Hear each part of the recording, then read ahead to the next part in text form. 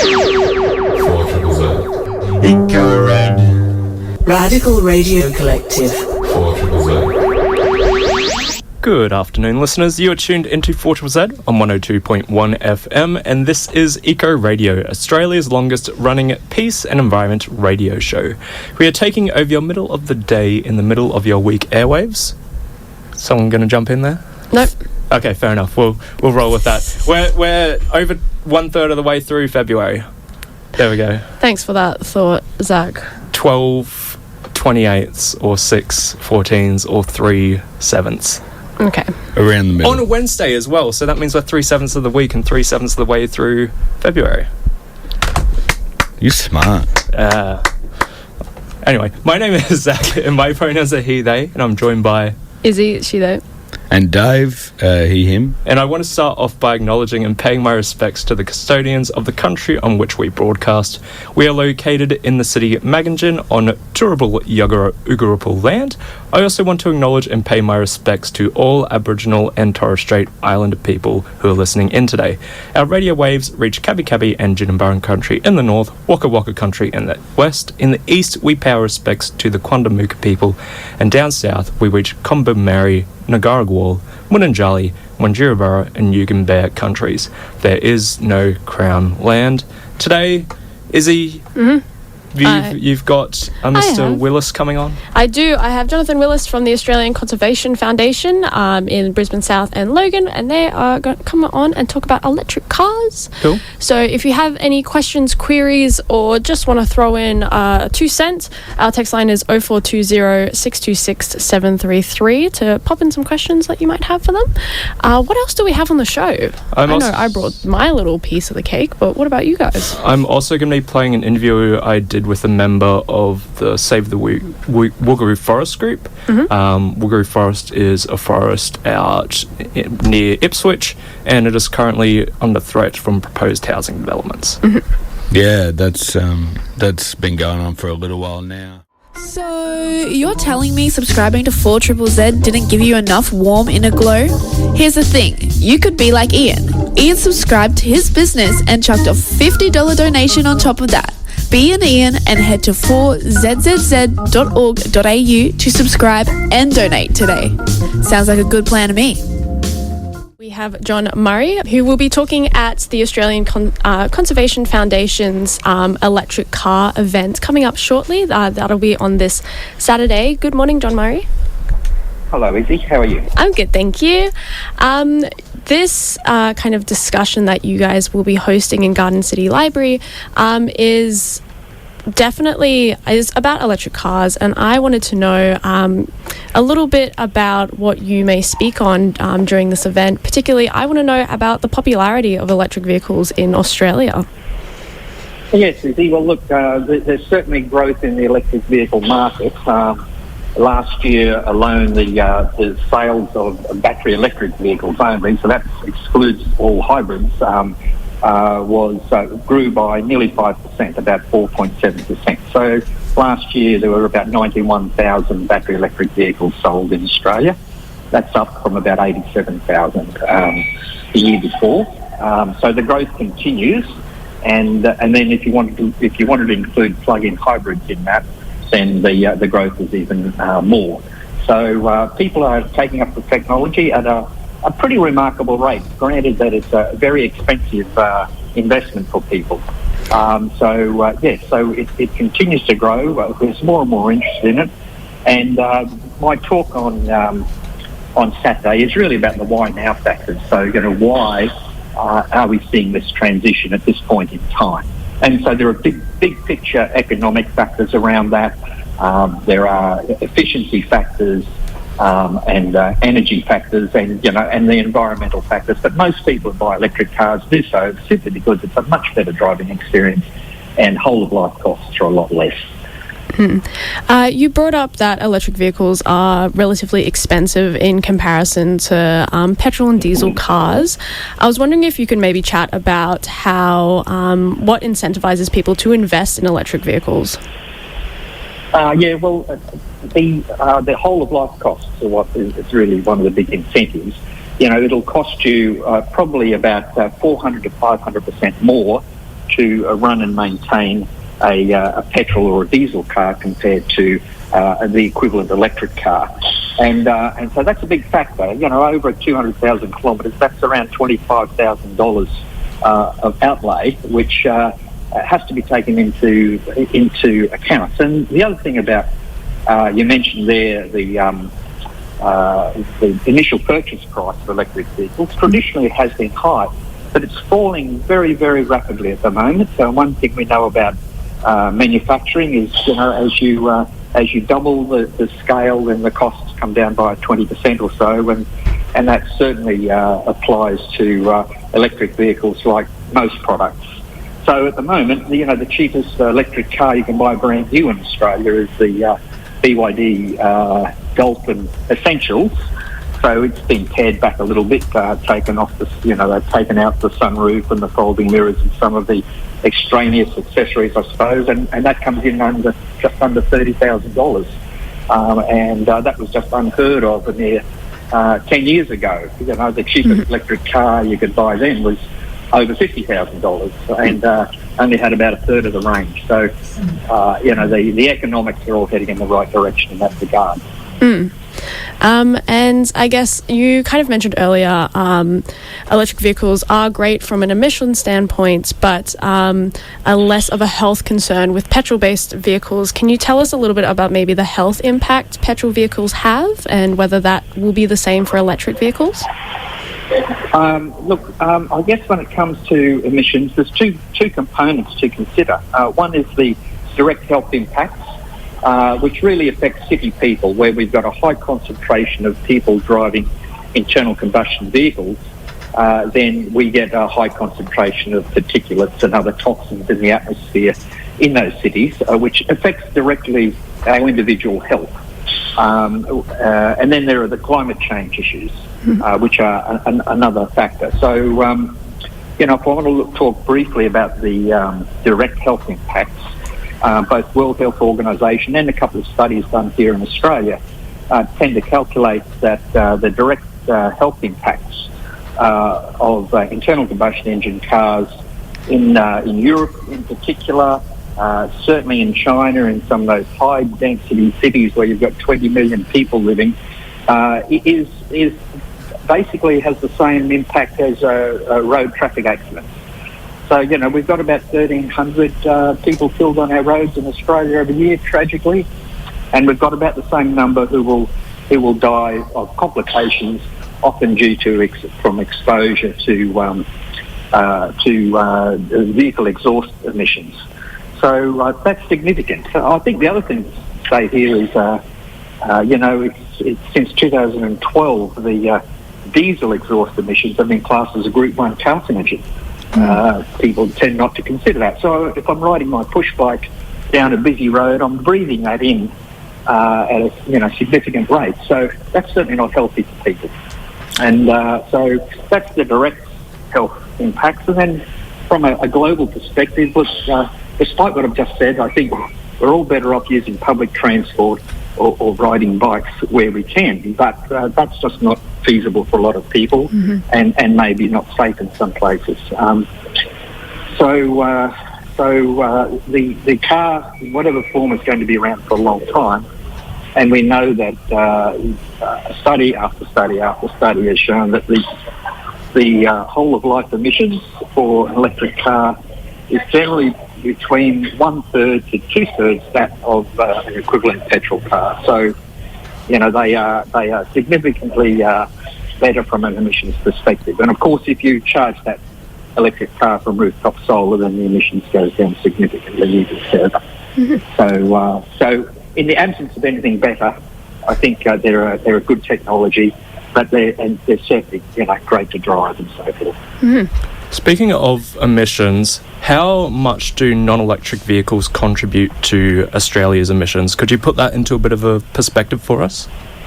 Look, I'd have to have a look. I think it's around, I just remember looking at some government papers, I think it's around 20 or 22% of Australia's total emissions due to the light vehicle segment. And if you look at the whole transport segment, I think it goes up a little bit more on that. But please don't quote me on that. No, of course.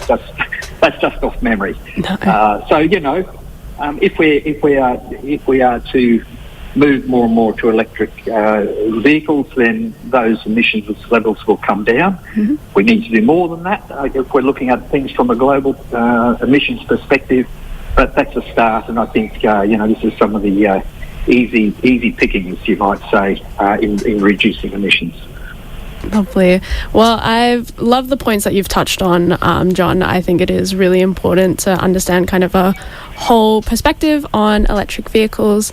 Could you tell us a little bit more about the event on Saturday and where people can head if they seem interested in what you're talking about? Yeah, sure. Look, it's just a public event. It's been organised by the Australian Conservation Foundation. They've asked me to come along and talk. Not that I must say I'm no expert in this field. I'm just a layperson who's got quite an interest and a passion in this field. Myself and my wife, we've owned electric cars exclusively since 2015. There's no going back, and in that time I've become quite interested in the technology and its synergistic intersection with renewables and other communication systems. So the event's on at the Garden City Library from 10 o'clock this Saturday, February the 15th, and for interested people. So, I'll give a bit of a talk from my own experience and from the snippets of information I know, and we'll have a discussion with folk who are interested in the technology, understanding more. I think it's a big shift for people when we grow up with petrol cars, and we know them well, we accept them, even with all their liabilities and costs, we just tend to accept it blindly. So moving to a new technology like this with such an expensive item is a big hurdle for a lot of people. So I'm very much about helping people understand that technology and what it's got to offer them. Amazing. Well, thank you for having a chat with us on air, John, and we'd be very excited to see how this event goes. Thank you very much, and I appreciate your time today, folks. Up next, I'm going to be playing an interview I did with a member of the Save Woogaroo Forest group. Woogaroo Forest is a forest southeast of Ipswich and is currently under threat from housing developments in the area. Mm-hmm. The forest is home to a number of charismatic species such as koalas, wallabies, echidnas, all the cool stuff. So we'll give Greater gliders. Some other things in there that I'm kangaroos, struggling to remember, monitors. Whoa, we got a sub. Woo! Thank you very much, subscriber. Thank you, subscriber. That was from Megan in Tarragindi. Thanks, Megan in Tarragindi. I live in Tarragindi, but I don't know Megan. I'm going to get doxed after this. But yeah, we'll give that interview a listen right now. This is Eco Radio on 4ZZZ 102.1 FM, and I'm having a chat with a member of the Save Woogaroo Forest group. Woogaroo Forest covers 450 hectares of native forest and is located southeast of Ipswich. The forest, although not being designated as a protected area, is still of significance to locals and is currently threatened by proposed housing developments. So just to start off with, could you tell us a little bit about the forest itself? Yeah, the forest is the largest, bigger, intact bushland left in the whole of the area. So in the Springfield, basically east of Ipswich area. It contains a significant number of endangered animals such as the powerful owl, koala, platypus, grey-headed flying fox. We believe that there are frill-necked lizards in there and a number of different gliders. In fact, it's definitely home to brush-tailed phascogales, echidnas, the swamp wallabies, sugar gliders, yellow-tailed black cockatoo, and 80 other species of animals and another 130 species of birds, over 400 species of native plants. So it's a complex ecosystem, and it is very much alive and thriving in its current state. And as far as I can tell, in this part of Ipswich, it's like a really substantial bit of forest, especially for Ipswich, which has had quite a lot of land clearing. Is that right? That's correct. I mean, Ipswich has become a major growth corridor, and land clearing is happening at a phenomenal rate. Ipswich has not conserved or retained almost any land for vegetation, for native bushland. It's the lowest retained, or there's the lowest amount of remnant bushland of any other local government area in southeast Queensland, and they're well under the 20% mark now. I think if they take out Woogaroo, the 420 to 450 hectares, then basically it'll become a sea of houses, urban sprawl. Could you go into depth on some of the development plans for Woogaroo Forest then? Yes, there's actually 4 developments planned. 2 belong to Springfield City Group, Scenic Precinct and Peninsula Precinct. And we have another where the landowner is Cherish Enterprises, and Stockland is looking to clear that to create Springview Villages 2 and 3. That's the largest. And there's another one called Bellevue Woods, which is a smaller development to the north. But the one that we're most concerned about is Springview Villages 2 and 3 because of the size of it. But if we took out any of the forest, including from the other 3 developments, then it would seriously fragment the forest and put many of those vulnerable and endangered species at risk in the area. So, like we discussed there, the Woogaroo Forest is like the last remnant, last significant bit of remnant forest in that area of Ipswich as well. And there's the potential, if that forest were removed, it would dramatically reduce the wildlife corridors in the area as well. That's correct. In fact, it's almost isolated. So it's the last patch, and the connectivity between other areas of reasonable amount of forest is very limited. For example, White Rock Conservation Area is about 4 kilometres south, and the only access is a long, narrow and treacherous path that's surrounded by housing and roads, and it's very choked in places with lantana and things, so it's not really a viable corridor. And to the north, the scattered patches of bushland left to the north are gradually decreasing, and wildlife corridors are cut off as properties are being subdivided to make way for more housing. So there's really nowhere for the wildlife to go. For them to be able to travel outside of Woogaroo Forest and move into some of these other or connect with other conservation areas is limited. You know, there's virtually nowhere for them to go. So they can't get into the military training area, which is to the east, because there's big fences and things like that. And even to the little bit patches of forest to the north, there's no safe crossings for the animals. There's roads and things in between, and they'll just get run over. So in March of 2024, the Ipswich City Council signed off on the planned development, but then the Save Woogaroo Forest group held a protest in June of that year in opposition to it. How has your campaign fared since then? It's grown enormously. We began with 3 interested individuals. I think our core group now numbers, in excess of 15. We have, 100 volunteers. We've got 15,000 people who've now signed our petition to Tanya Plibersek. We've had, 1,000 signed petitions to both the Mayor and the Premier last year. That there continues to be a huge amount of interest in both the local area and beyond. So you mentioned there about the Change.org petition that is addressed to Tanya Plibersek. Why is that petition to Tanya Plibersek rather than someone who is more local, like at a state or local council level?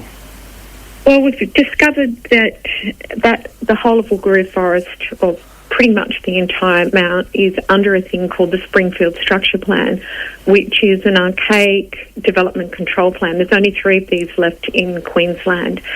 Under the Springfield Structure Plan, there is no protection for any animals or plants there, and that has a state-level authority, so everything within the Springfield Structure Plan, the whole of Woogaroo Forest, can basically be clear-felled with not a tree left. That plan, the Springfield Structure Plan, is embedded in the Ipswich planning scheme.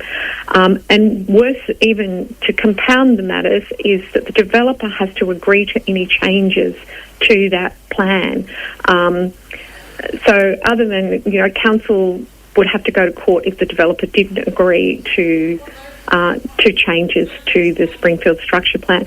So because of that, it means that we have to go to the federal government. We've asked Council, Springfield City Group and State to urgently update the Springfield structure plan to align with state koala protection laws, but we've heard nothing back from any of those entities.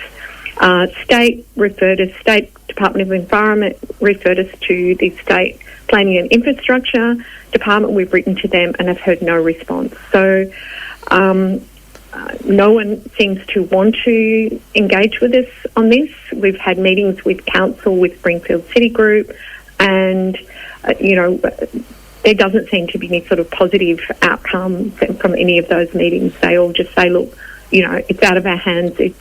It's a federal government that you'd have to, engage with.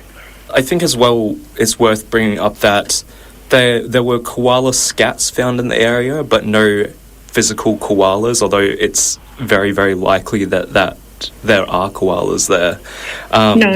Sorry, go on. That was incorrect. We did a thermal drone survey of the whole of Woogaroo Forest and found a number of koalas. So koalas have been proved to be in Woogaroo Forest by a thermal drone that's one of the official thermal drones that are used for this sort of mapping. Mm-hmm.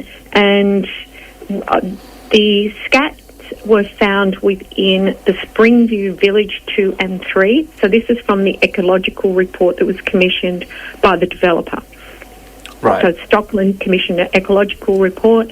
They only found scats within the Springview section of Woogaroo, but we have had numerous sightings. There's plenty of iNaturalist GPS recorded sightings, loads of local photos.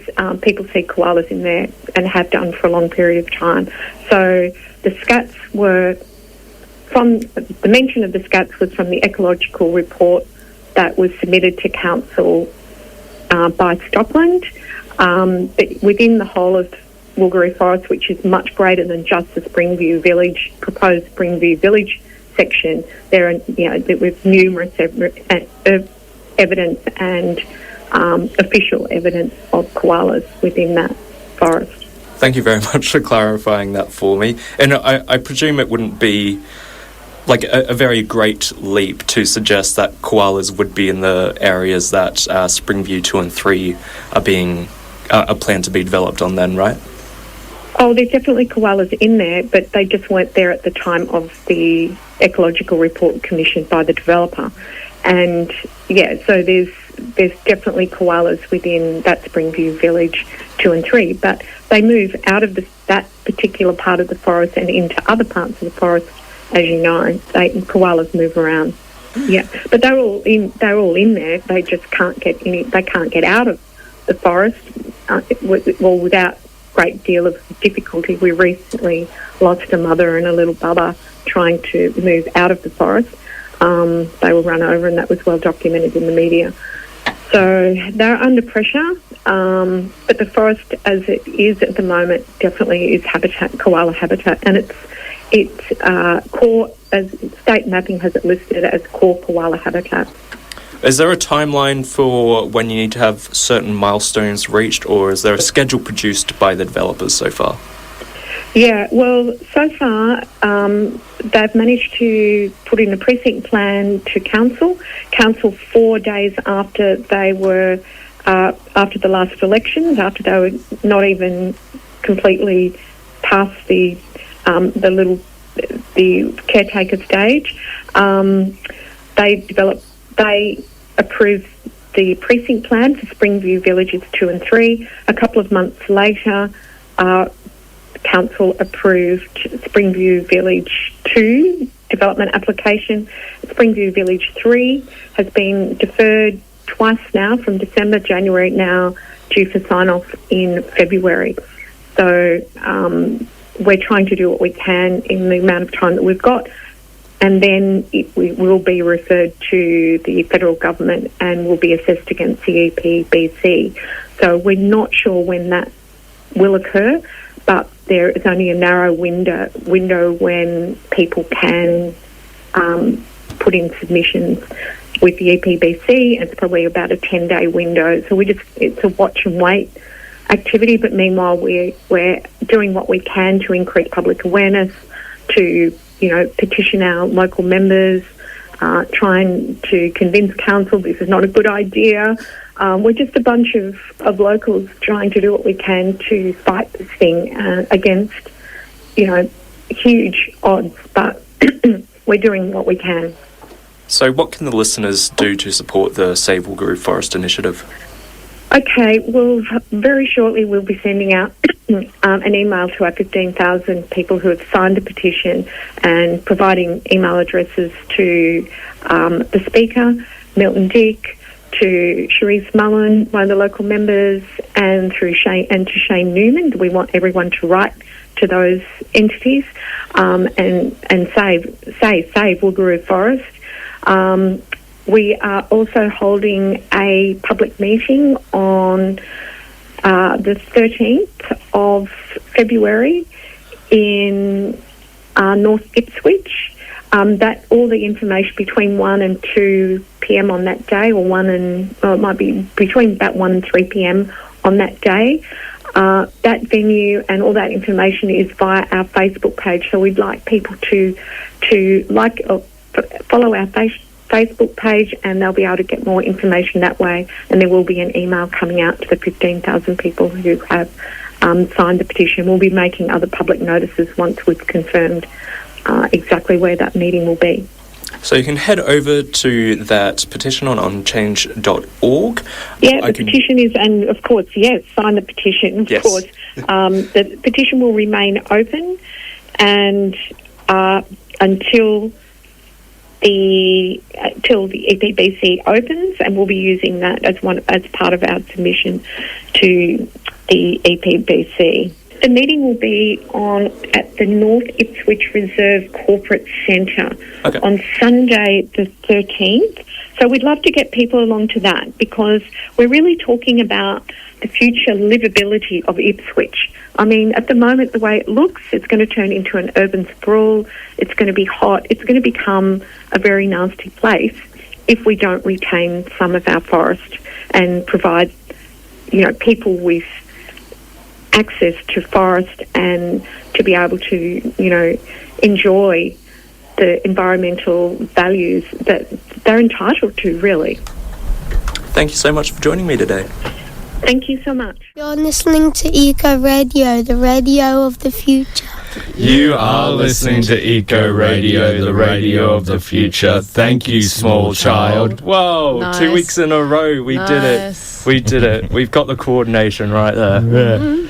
Up next, though, we're going to be playing a little thing we like to call the Bushcare Roundup with our very own Dave on vocals. It's a Bushcare Roundup. They've been pulling out weeds and then they put in trees. It's the Bushcare Roundup. Was it you, Zack, who mentioned doing a karaoke version of that song? I don't know. We could re-record it. We could re-record it, I reckon. Maybe we should also then have a sting for the we are listening to Eco Radio. Thank you, small child one. Yeah. Maybe. Anyway. On Thursday the 13th from 6:30 till 8:30 p.m. we have the Koalas and Gourmet Gumleaves presentation and catchment meeting, and that one is at Holland Park Library, Holland Park. Then also at 8:30 p.m. we have the Native Frog Survey for Gold Coast Cane Toad Challenge, and that one is at Schuster Park, Tallebudgera.